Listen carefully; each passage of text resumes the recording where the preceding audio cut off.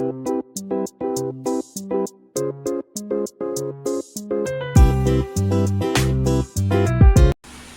Kitchen मध्ये नमस्ते. मी बनवते इथे बोंबलाची, सुक्या बोंबलाची चटणी. आता इथे बोंबील पहा 250 ग्राम घेतलेले आहे. साफ असं केलेलं आहे. त्याचं शेपूट आणि डोकूल सगळं कट करायचं, छान असं कैचीने साफ करायचं पहा. आणि साफ केल्यानंतर आहे ना, इथे गरम पाणी घ्यायचं. गरम पाण्यात एक 10 मिनिटं ठेवायचं. मग आहे ना, त्यांचा वास वगैरे काही येत नाही. गरम पाण्यात ठेवल्यानंतर आहे ना, खूप त्या टेस्टी होतात आणि काही माती वगैरे त्याच्यावर असेल ती जाते. आता बोंबील आहे ना, स्वच्छ धुतलेलं आहे. तर 10-15 मिनिटं आहे ना, त्याच्यावर लिंबू पिळून ठेवलेलं आहे. तर आपण इथं गॅसवर आहे ना, कढई गरम करायची. त्याच्यामध्ये तेल टाकायचं 1 चमचा. तेल छान असा गरम झाला पाहिजे. मग इथे 4-5 असं कांदा कट करून घ्यायचं, ते टाकायचं. कांदा टाकल्यावर आहे ना, त्याच्यावर फ्रेश एकदम कढीपत्ता टाकायचा. कढीपत्ता टाकल्यावर 2 ते 3 हिरव्या मिरच्या टाकायच्या आणि छान अशा तेलावर परतून घ्यायचं. आणि कांदा छान असा गोल्डन कलर करून घ्यायचा. इथे कांदा गोल्डन झालेला आहे. इथे 2 टोमॅटो घ्यायचं. टोमॅटो छान असं परतून घ्यायचं. चवीनुसार मीठ टाकायचं. मीठ टाकल्याने ना, तेलावर परतून घ्यायचं.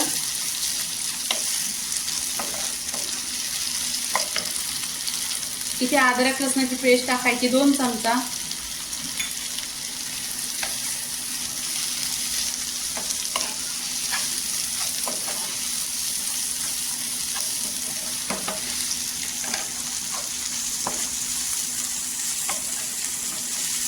इथे सुके मसाले टाकायचे. कश्मीरी लाल मिरची पावडर 1 चमचा, गरम मसाला अर्धी चमचा, बडीशेप पावडर अर्धी चमचा, घाटी मसाला 1 चमचा, धना पावडर अर्धी चमचा आणि हळदी पावडर अर्धी चमचा.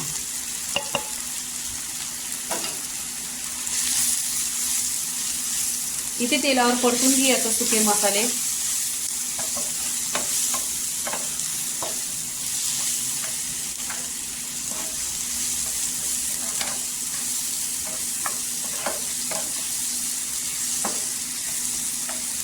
आता इथे पाणी टाकायचं. पाणी बॉईल करायचं.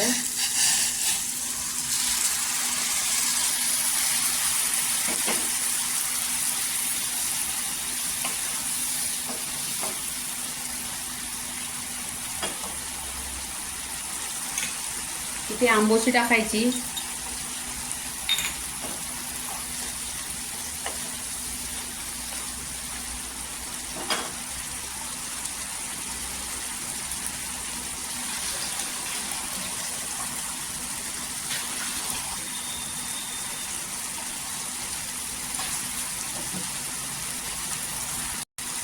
इथे बोंबील आहे ना, स्वच्छ धुतलेलं आणि त्याच्यावर लिंबू पिळून घेतला. तुमच्याकडे लिंबू असला तर लिंबू टाका, कोकम टाका, कोकमचं पाणी टाका, नाहीतर लिंबू पिळून टाकायचा. कच्ची कैरी टाकायची, करवंद काहीतरी आंबट टाकायचं ह्याच्यामध्ये. खूप छान असं होतं.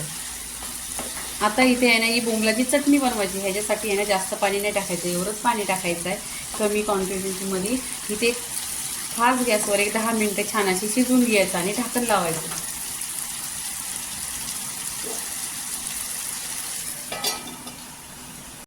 इथे 10 ते 15 मिनिटं झालेली आहेत. छान अशी बोंबलाची चटणी झालेली आहे पहा.